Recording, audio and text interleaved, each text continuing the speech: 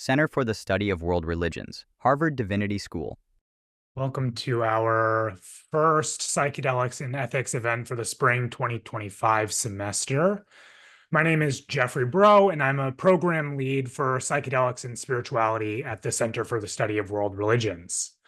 The Psychedelics in Ethics series is now in its second year, and it's an important node in the larger Psychedelics and Spirituality initiative at the center.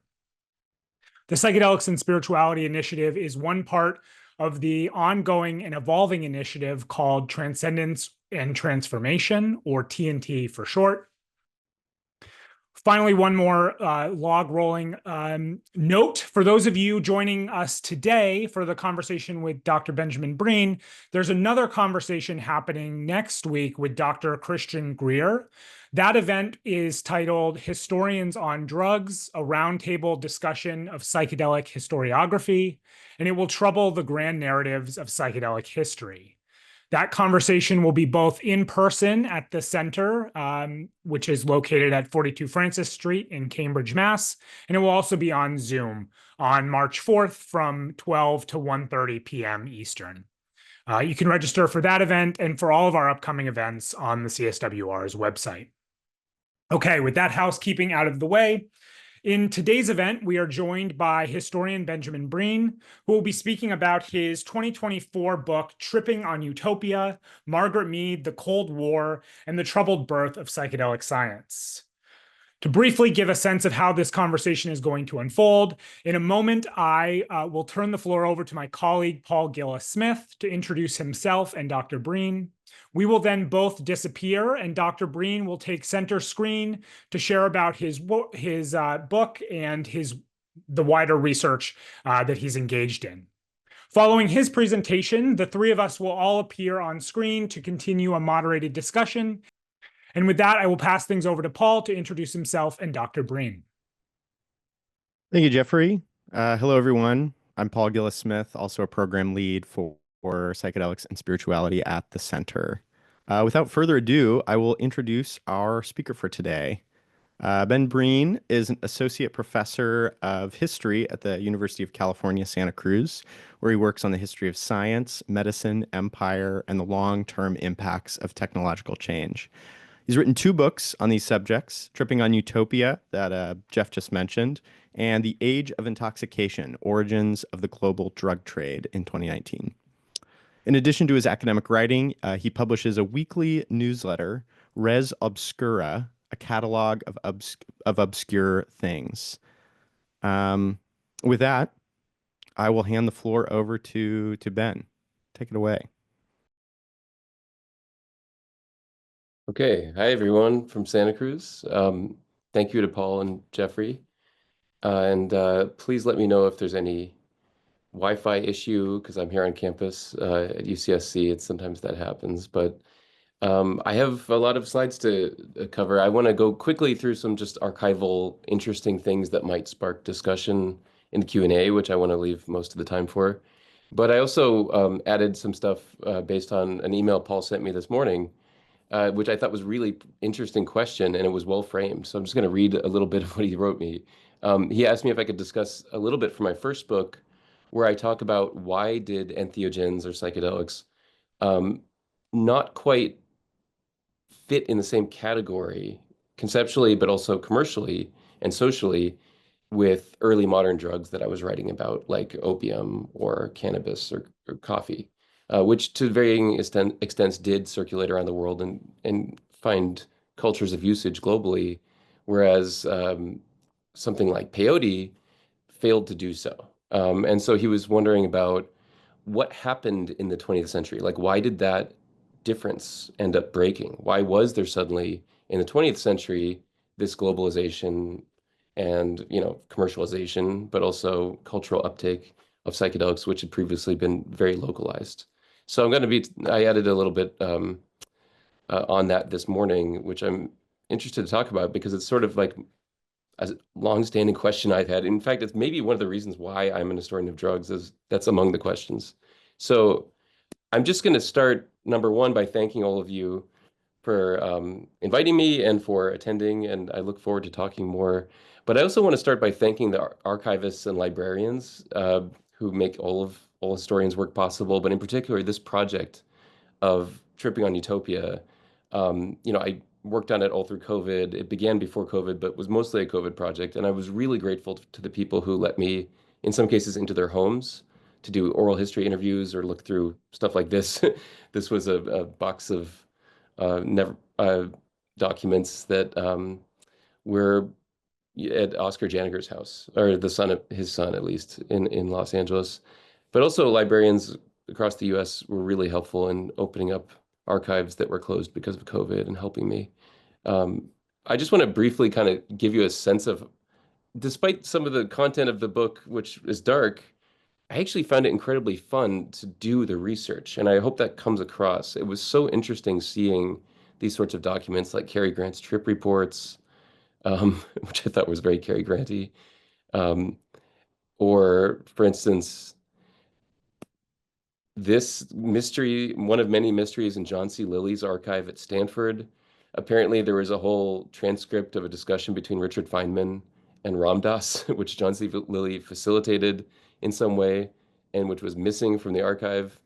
And then you can see here, Sidney Cohen, very famous psychedelic researcher at UCLA, had just clipped on a little note to Lilly, again referencing a set of documents which were not there.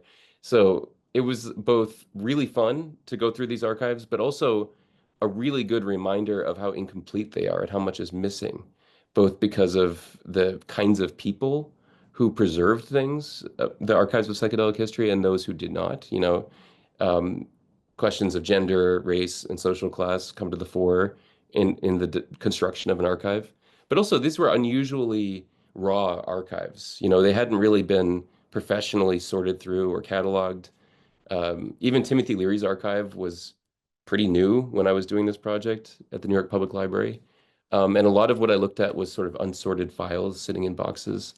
So I found it both really fun and challenging, and also challenging to my assumptions. Like Claire Booth Luce, the woman pictured here, is an arch conservative, famously the person who introduced Henry Kissinger to Richard Nixon, Republican member of Congress, et cetera, who, if you go to her archive at the Library of Congress, is also revealed to be really, really into tripping. Like more than almost anyone I have encountered. It was a preeminent interest of her life, I would say, along with Catholicism, actually, and the two kind of merged together in her archives. And she was like an ardent psychedelic enthusiast all through the 50s, at least the late 50s. And I kind of knew that when I approached this project, that there were people like that. Her husband, Henry Luce, I knew had been a bit of a booster for psychedelics initially in Time and Life magazines.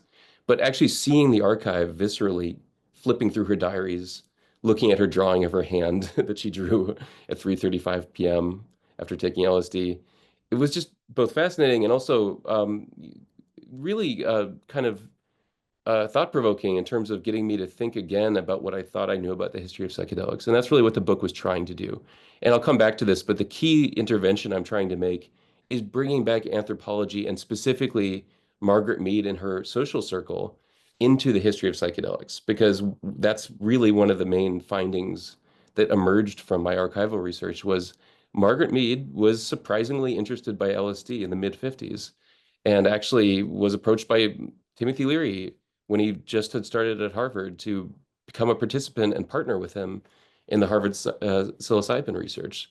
So there's a lot of like untold stories still in the 1950s chapter of psychedelic history that the book tries to tell. And I'm going to very briefly skip over most of that here because I do want to get to the question that Paul raised as I think an interesting one that hopefully will be of interest not just to people like me who have been thinking about the history of drugs and psychedelics for, let's see, 15 or 18 years now or so, but also one that I want to hear from other people on in the Q&A because I don't have a full answer yet at all. So we can come back to these specific documents. I just basically wanted to flag the more interesting elements of my archival research in case anyone wants to ask about anything. There's Margaret Mead's LSD memo is, to my mind, the most interesting untold story about psychedelics at mid-century. It's only 4 pages long, but there's so much content there that it still needs to be unpacked. And my book was just an early attempt at getting into that, but it's very interesting. Um, so I'm now going to kind of move forward and talk a little bit about um, no, oh, sorry. I wanted to also reference this because this is a history of religion and a kind of anthropology of religion angle, which may be of interest as well, which is that when Margaret Mead became fascinated by the question, and to her mind, a unsettled question of whether psychedelics could play an important role in creating a new global culture or expanding human awareness, which were her kind of preeminent interests in the 1950s. Um, Above all, she saw it through the lens of the study of cults, which is really interesting to me because this is the 50s. Keep in mind that this is before psychedelic cults had emerged. That's the 60s and 70s thing. So she's actually approaching the question of the social role of psychedelics in 1954 and 55 from the perspective of her fieldwork on an island off the coast of New Guinea, where she was studying a religious movement that she called the Noise, which is probably one of the main religious phenomena that inspires the pop culture concept of the cargo cult. Margaret Mead actually wrote a popular article about cargo cults based on that research, which popularized the concept. But at this point, she's writing her academic monograph, New Lives for Old, about the Noise and thinking in a pretty multifaceted and sophisticated way about the interplay between new religious movements on the one hand and rapid technological and social change on the other. And those two converging interests not only inform her anthropology and her fieldwork, you know, off the coast of New Guinea and in New Guinea and elsewhere, but also the way she's thinking about what psychedelics could do in society.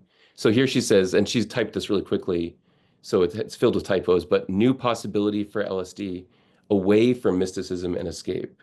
She's actually thinking about psychedelics as a catalyst for a form of social change that would be against damaging religious affiliations, in her view, against cult-like phenomena, and something that could actually be a unifying force in society. So really not what happened at all, in my opinion, in the actual history.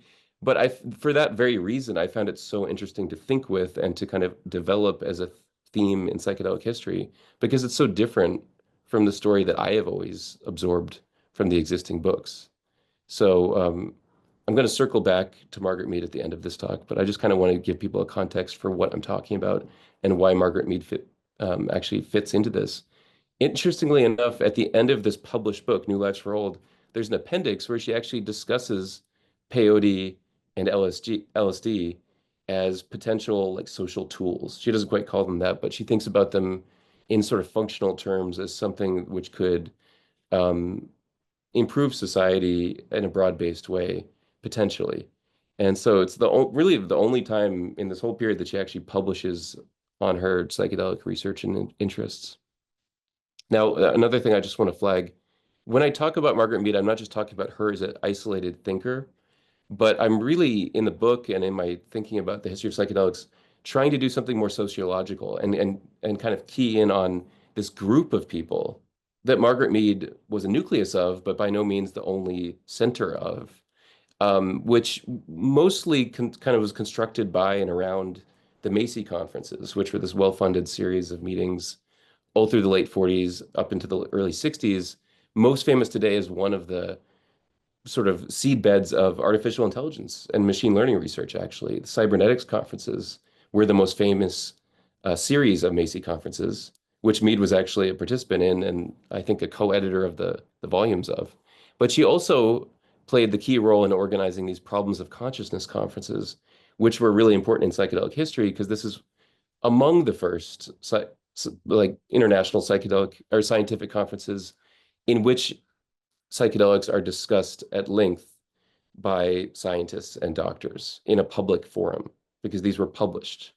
And so I just did a lot with these conferences as a kind of sort of place where the prototype for psychedelic therapy was hammered out, but also like a meeting of minds across different disciplines and across different, shall we say, ethical thresholds. So the guy at lower left here is Harold Abramson, who is probably the most notorious participant in the MK Ultra program. He was a allergist and psychiatrist who was also a longstanding CIA consultant.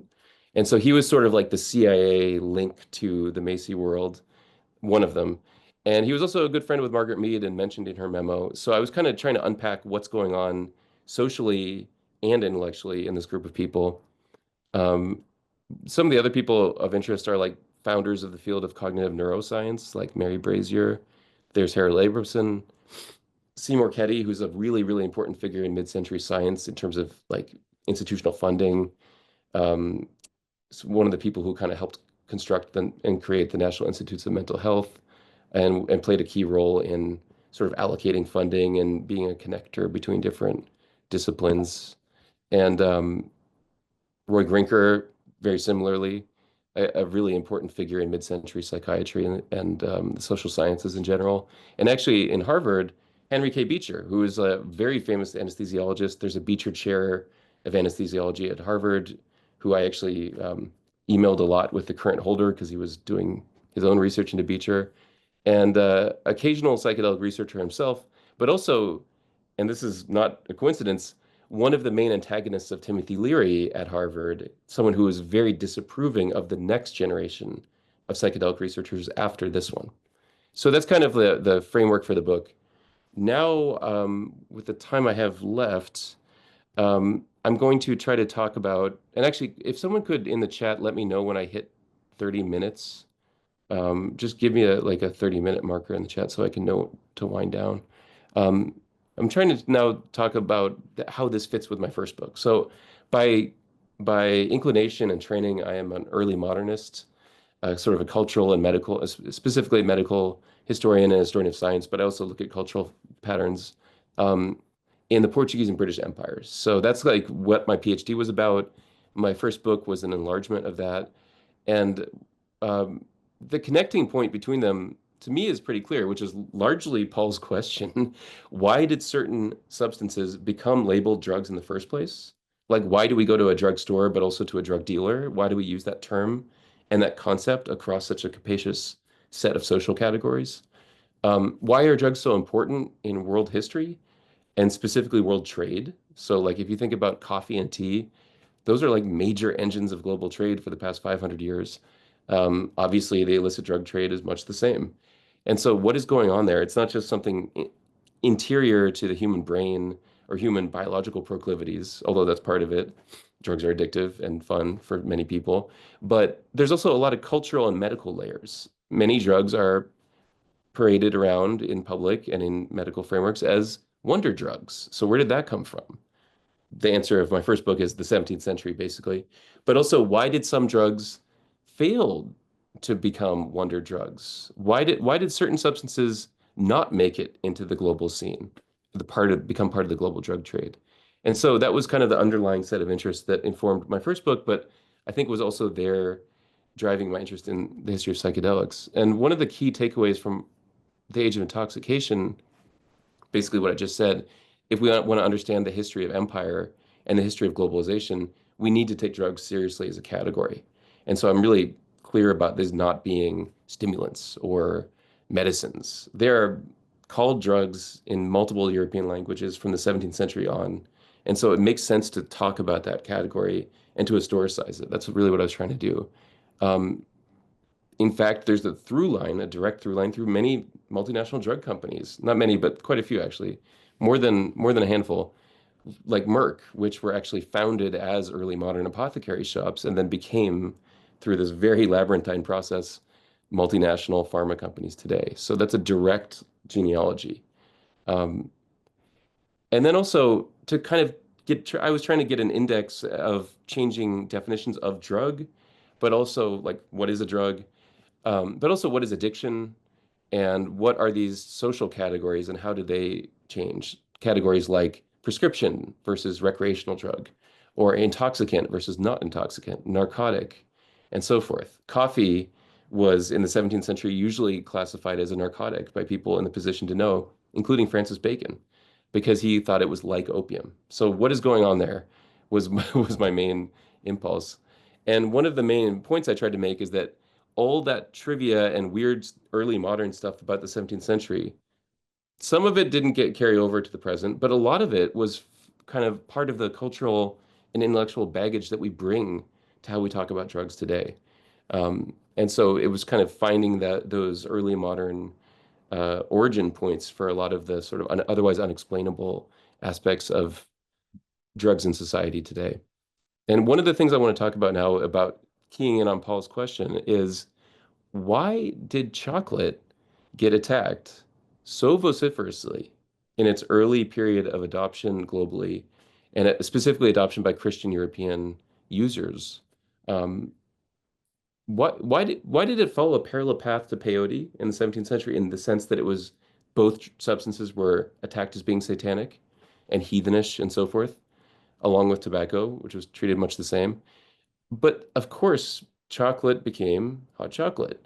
Tobacco became the most widely used and abused drug in world history, along with coffee and tea. So something happened to some of these substances to allow them to overcome their social stigma, but not to psychedelics. And what's really interesting is if you look at the drug cultures or the medical cultures of the 17th century, they're kind of psychedelic. So the initial response might be, oh, something sort of flippant, like 17th century Europeans or 17th century doctors across the world were not ready for that. They didn't want things that were mentally destabilizing or induced altered states in the way that psychedelics do. But if you look at a print like this, which is showing, it's sort of poking fun at the role of new, meaning modern, meaning 17th century drugs in this period of 1620, it's actually visualizing the fantasies of a human brain being pushed out of the brain through the use of drugs and externalized. So it's sort of like proto-therapy, proto-psychedelic therapy in a weird way, because of the nature of the image is, to my mind, very trippy. And it's very much like in keeping with the tone of a lot of these 17th and 18th century writers on drugs. They're interested in novel, altered mental states. They find them functionally useful in their medical practices. They find them commercially lucrative. Cannabis, actually, even though it doesn't go into wide usage, is actually welcomed by many natural philosophers, including Robert Hooke, one of the most famous, who became a regular cannabis user. So there's something strange here where there's some drugs which make their way into the pantheon or the sort of world of early modern science and medicine, but others which don't. And one interesting thing about this print is that the drug jars in the background are actually mental states, like reason or good spirits or subtlety or virtue or sense. So again, there's something really interesting going on here, this new conceptualization of what drugs can do cognitively and socially.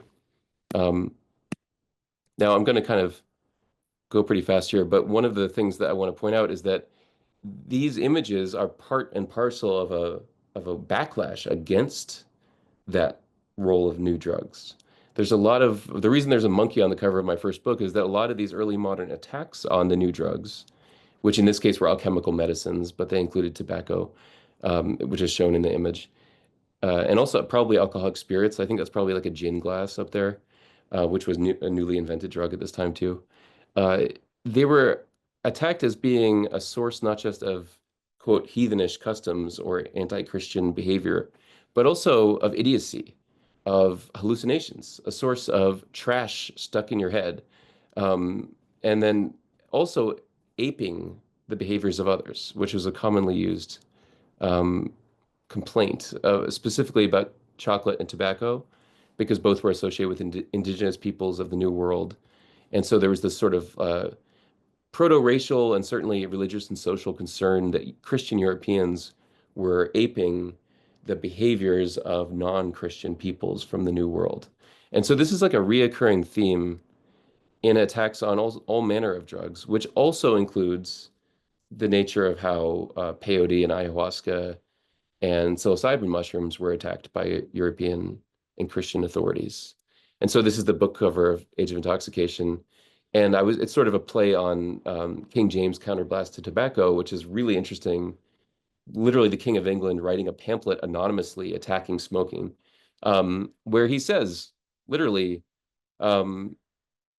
English people are proving themselves capable of everything whereof they are capable, like apes, counterfeiting the manners of others to our own destruction. And he then later compares tobacco smoking to the Stygian fumes of hell. So this is the type of discourse that is applied not just to ayahuasca and peyote and psilocybin, but also to tobacco, coffee, and chocolate. It's all the same soup of heathenish, hallucinatory, narcotic, bad things. And they're all lumped together. Words like vile, noxious, loathsome to the senses, destabilizing to society, repulsive to the body, all this kind of stuff, this sort of very loaded language is applied not just to psychedelics, but to other substances that very rapidly become adopted and widely used, not just by Europeans, but by people in South Asia, Sub-Saharan Africa, East Asia, all through the Pacific. And they, like psychedelics, like these three psychedelics in particular, had just before this period been very specifically localized in the New World. So what is going on there? I do think there's something to be said for the argument that there's something uniquely or specifically religiously loaded and dangerous about psychedelics in the early modern period. So this may, I think it probably almost certainly does show consumption of teo nanocatl, which is psilocybin mushroom, the Navajo word for it. And if you're a 17th century Christian friar or a Jesuit, and you see something like this, you're like, okay, this is demonic. They're always going there anyway. In this case, it's very easy for them to make that jump. And they did quite a bit. And this is a documented thing. Like we have documents, actual Inquisition memoranda and proclamations, which were read publicly and posted publicly, declaring things like this. We have it for certain that this drug, meaning peyote, should not be taken, even for use in medicinal remedies, due to the danger and suspicion that it gives of the devil having a pact with the said plant. Interesting language, actually. The devil having a demonic pact with the plant. And then this kind of thing gets repeated.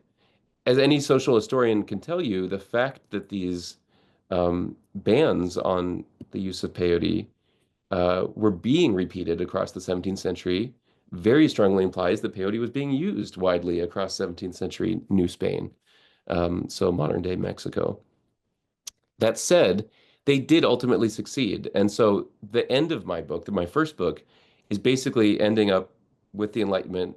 It ends about 1760 with a world where tobacco, chocolate, coffee, opium, tea are all pretty much the common inheritance of the world.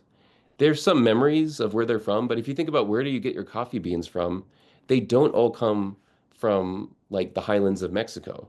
They come from all over the world, Southeast Asia, Africa. And that's a product of the 18th century when these drugs become tools of empire and they become transplanted as commodities and they become like really central parts of not just the emergence of global empires, but the emergence of global capitalism. And psychedelics do get left out of that. So I'm now going to very briefly speculate about what David Courtwright has called the puzzle of distribution in the context of psychedelics in the 20th century. So why did it happen in the 20th century, not earlier? And one of the things that comes to mind, and also I want to just direct people to this article I wrote, if you're interested in the early modern part, I'm sort of summarizing this article here. But I don't really talk about the 20th century in that article, so now I'm going to briefly. So I think that one of the key things to get into when we think about why psychedelics emerged when they did as objects of like widespread medical and scientific interest, but also as commodities that were available on the marketplace, is number one, the destabilizing effect of World War II and World War I. So we're talking about a period when there is both a new need and desire for mental health treatments specifically, occasioned by the widespread perception, which was accurate, that there was a wave of trauma from both of these horrible wars, not just among soldiers or direct combatants, but among people in the world, victims of the unimaginable loss of both world wars. And so there's just this kind of latent sense that something is wrong in our society all through the first 4 decades of the 20th century, It's there in any kind of cultural production you want to read from that period, and it's there in the discourses of doctors and physicians as well. But specifically, there's I think four books that I want to highlight that I think really helped me think through what's going on in the post-war period to let psychedelics become, the first psychedelic renaissance or the first kind of period of psychedelic medicine. Um, there was people using and testing mescaline, for instance, and peyote in the 1880s, 1890s. William James tries peyote and hates it, but the fact that he was given it means that it's like of interest to people in William James land in the 1880s, places like Harvard. And that doesn't really stick until about right after World War II. One book that I want to flag that is really helpful for thinking this through is The Permissive Society, which basically argues that what we think of as the social changes of the 60s actually began 2 decades earlier.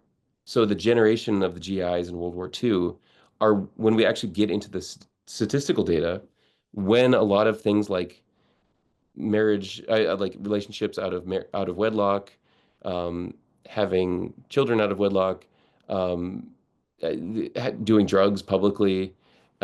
These things are actually kind of phenomena of the late 40s. It's like this kind of post-war age of experimentation. Peter Mandler's book, Return from the Natives, is specifically looking at the experimentation of the circle of anthropologists I was looking at around Margaret Mead, but their attempts to convert culture cracking, the World War II project of like understanding the Nazi mind or understanding Japanese character, which was what preoccupied them then, convert it into something to fix the world, to heal a sick society, and to kind of create a new world order in which scientists and doctors are playing this sort of benevolent role as philosopher kings or queens who are going to heal the world through their knowledge. Um, Anne Harrington's Mind Fixers, I found really helpful for getting a sense of specifically in the discipline of psychiatry, changes in the way mental illness is defined, and then the way that cures for mental illness were kind of operationalized in post-war society before the advent of antidepressants, but also during that pharmaceutical moment in the 60s. And then finally, Gods of the Upper Air was really helpful for giving a sense of the specific role of anthropology as this field that was sneakily influential in destabilizing social norms all through the 20th century. And really, that was not just Margaret Mead's project, but Franz Boas, her mentor. Above all, that was his project too. Um, and so, why is Margaret Mead so important? It's not just because she wrote some little memo about LSD in the 50s. It's because all the major psychedelic researchers who I looked at were reading Margaret Mead. She was the most famous scientist in the world, at least the most famous American scientist in the world in the late 50s. It's really surprising how hard it is to disprove that claim. I used to think, well, that can't be right. But the more I looked into her social and cultural prominence in the late 50s, it really comes across that she is globally famous in a way that no scientist today is. She's on TV constantly. She's on the radio constantly. She's on the radio in the Philippines and in India and Israel and Singapore. And she's just all over the place talking the same message, spreading the same general message that anthropology is important, but also scientists need to create a new global culture which will heal the world. And that becomes, I think, really the core impulse or one of the kind of catalysts for the self-conception of psychedelic therapists. Sid Cohen, who I mentioned earlier, who's really one of the main, I think one of the most important psychedelic therapists and psychedelic researchers in mid-century, uh, was an avid reader of Margaret Mead and actually frequently talked about the anthropological approach to getting psychedelics approved by society. He saw it in a very strategic way, and he was very upset when, as he puts it, these acid tests and the kind of generation after him um, failed to think anthropologically, in his view. They didn't think about how to insinuate, as he put it, psychedelics into a culture gradually and to do it in a way that was scientifically informed by cultural anthropology.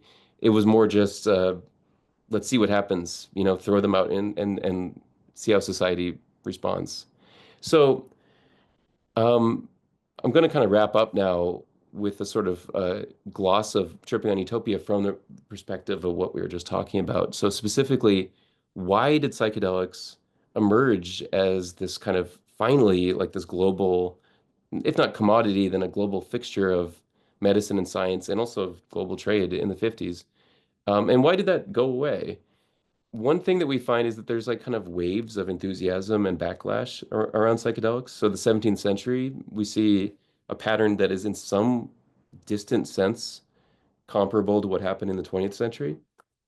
Um, we also see the huge cultural prominence of not just cultural anthropology, but specifically Margaret Mead's cultural anthropology at exactly the moment when she is both inspiring psychedelic researchers and directly involving herself in the field. So I think that's quite an important role. And then also the permissive society. Just there's a new, early in the 1950s, not in the 60s, there's a new scope for members, just even distinguished or eminent or respectable members of society, like Claire Booth Luce, to take psychedelics and be open about that. And that's a kind of a post-war phenomena that is in large part, I think, a response to both the destabilizing changes of World War II, but also the view that something needs to be done, that we need to fix something about our society, our meaning, let's say mid-century, the mid-century West. Although I'm pretty sure you could write a Soviet version of this book about psychedelic researchers behind the Iron Curtain with a similar tone. Um, and then finally, the point I raised in my article about the failed globalization of psychedelics is that psychedelics usually require a religious or cultural or social framework to be integrated into people's experience and to make sense to them. And I'm preaching to the choir here, but it's not always the case with other drugs. You can give someone a cup of coffee and they can go from there. You don't need to know much about coffee to enjoy the mild stimulation it gives you. Whereas if you give someone a large dose of psychedelics, it really helps to have some background on what's going on and to have a social structure that allows that to be integrated and controlled and sort of brought into the larger picture of a society. This, incidentally, is why Margaret Mead ended up turning against psychedelics. She, like Sidney Cohen, thought that the anthropological approach of seeing them in this larger context was abandoned by people like Timothy Leary and especially by his followers in the 60s. And so she kind of washed her hands of it, along with that whole generation. But one of the things I find so interesting as I think about psychedelics today is how much the anthropologists of the 20th century are a bridge to, the stuff I wrote about in my first book. They are trying to go back earlier, and they are trying to take other cultures seriously, not pulling out the Tibetan Book of the Dead or turning them into this token, sort of like I went to an ayahuasca retreat and learned my spirit animal. Not to, I mean, I don't mean to be flippant, but honestly, in Santa Cruz, you do hear that exact conversation all the time walking around the surf spots here. So to a certain extent, the anthropological approach was what won out, but it was a very naive, simplified, and commercialized version of it. Um, Whereas the people I was trying to write about in Tripping on Utopia took this very seriously with their life's project, not just psychedelics, but the idea of using and mobilizing science and medicine in a way which would benefit the world as a whole, not just the Western world, and which would integrate knowledge from other societies into those benefits. Um, in that sense, I find Margaret Mead kind of inspiring. And I haven't mentioned Gregory Bateson, but her her third husband and partner in this work was also a key figure in psychedelic history, had a roughly similar impulse, although more cynical, especially toward the end. And I personally find them to be inspiring figures when I think about psychedelics today because they give us an alternative model. They weren't trying to make money from it. They weren't even centering it as the core thing in their life. They were just thinking about psychedelics from this global perspective and from a deep time perspective that I find refreshing. And I just want to also mention Henry Beecher. The other missing part of the puzzle here is the concept of human experimentation goes back very far, but it's kind of systematic study of drug experiments on humans really is a phenomenon, I would say, of the 40s and 50s, although you can go back earlier to like W.H.R. Rivers in the 20s. But Henry Beecher is one of the main people who formalizes this like protocol of double blind and And it actually helps develop the concept of bioethics, partly as a response to lessons learned from the 50s psychedelic world when bioethics was not operative, it was not a thing, and a lot of mistakes were made. But one of the key things that defined that generation of people was that they wanted to self-experiment. They saw it as their ethical duty to self-experiment. So that perhaps is a final reason for what's going on with psychedelics in the 50s, is that it became socially desirable for a doctor or a scientist to eat their own dog food, to take the treatment that they were prescribing. And my personal theory of this and um, is that this is partly a reaction to lobotomies, because obviously no doctor is going to lobotomize themselves. But doctors will take LSD to see what it's like to be their patient. So there's sort of like a reaction against these extremely damaging um, and coercive therapies that precede the psychedelic moment in the 50s as well. So I'm going to stop there. I have more to talk about, and I also want to encourage anyone who hasn't seen it to watch this episode of from Focus on Sanity, which shows a woman taking LSD in the late 50s. To my mind, it's just a huge part of why I wrote this book, was being fascinated by this video and the whole little world of culture and society that it sort of reveals. So I will stop there and take Q&A. Thank you, everyone. I also just want to flag that I have more slides, many more slides, including stuff about L. Ron Hubbard and much more if it comes up in the Q&A. I wanted to actually start with this topic of religion and spirituality. You mentioned in one of your penultimate slides there about the way that psychedelics require having a religious sort of framework, or that benefits their insertion into society. And one of the things that I was struck by in tripping on Utopia is how absent religion seems to be, particularly from the lives of Mead and Bateson. And I was curious if you could elaborate on what their relationship was to religion, and then also maybe the cultural milieu that religious milieu that psychedelics were entering into in the 40s and 50s. Sorry. Yeah, I think it's a great question. Um, a book came out right as I was finishing Tripping on Utopia about Margaret Mead's religious faith, actually. So, Margaret Mead, religion book. I'm just going to look it up right now so I can get the title right. Margaret Mead, A 20th Century Faith, by Elisha Kaufman. And so Margaret Mead was actually quite religious. I read the book right as I was finishing Tripping on Utopia. I cited it, but couldn't fully integrate that. It didn't really surprise me that much, but it was interesting seeing how much it was a part of her life. But it was a very, shall we say, sort of, it was not something that she paraded around. She was a very private person, and she didn't do that at all with religion, really. And in fact, she kind of, I think, intentionally cultivated an aura, shall we say, a shamanistic aura, or almost like a witchy aura. She started carrying around a gnarled wooden staff and a robe and wearing a robe. And she literally said when she started doing that, I mean, the actual reason is because she broke her ankle. But she started telling people stuff like, I like in different societies, I can play the role of prophet or shaman.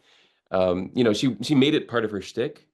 And I think her being a really public Christian, in which she was in private, kind of messed with that a little bit because she wanted to be a shapeshifter who could play different roles in different cultures. Um, Gregory Bateson was I would say, if not a militant atheist, then a very committed atheist. He came from a multi-generational atheist family, which is actually pretty unusual considering he was born in like 1904, I want to say. Um, his grandfather was an atheist in Victorian or England. So that's like pretty out there, actually. Um, and he grew up with William Blake's painting of Satan exulting over hell hanging above his breakfast table. And so he was sort of from this like eccentric family that was pretty much anti-Christian in that sense. And again, didn't parade that fact because it wasn't very helpful to life in the 30s, for instance. But it definitely informed his approach to life. He was pretty skeptical of dogma, shall we say. And I actually think that Margaret Mead was too, because she had operated in so many different religious frameworks in her field work, that even though she had a personal faith, she didn't really see it as her role to deploy it. And that quote about LSD being a path away from mysticism and escape is quite interesting to me, because she didn't say path away from religion, but she had a clearly defined set of like good traits for a religious movement and bad traits. And the bad traits were, in my book, I kind of use L. Ron Hubbard as like the emblematic figure for them. A cult of personality, um, like sexual manipulation of people involved in the religion, uh, beliefs in a destabilization of society, which lead people away from unity, which lead to fracturing. Margaret Mead was really, really concerned with social unity, even if it didn't mean everyone marching in lockstep. She really didn't want schismogenesis, a coinage of Bateson. Um, and so she saw religion and psychedelics as useful insofar as they allowed for preventing schismogenesis and creating a more unified culture. And when they didn't, for instance, people like L. Ron Hubbard, who make it their sort of stock and trade to attack every other religion and scientific movement and proclaim themselves the only people with the answer, it's almost like she saw it as a threat because she was trying to represent a mainstream science which had the answer. So in that sense, religion was something that she actively tried to push against.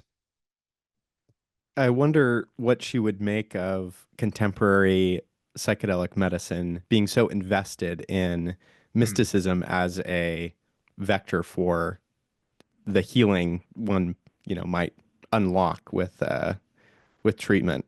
Perhaps they're dealing with different definitions of mysticism entirely, and so it's not, wouldn't bug her. But I wonder, what sort of, what her response to something like that would be.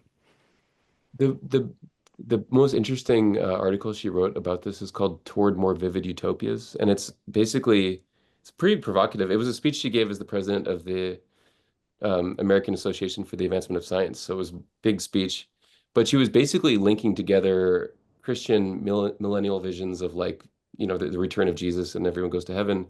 She was directly comparing that to Soviet communism and saying both of them were colorless utopias is the word she uses, where it's like you can't picture yourself in a world united by the dictatorship of the proletariat, or you can't picture yourself in this sort of vague, numinous heaven space where everyone you ever knew is alive at the same time.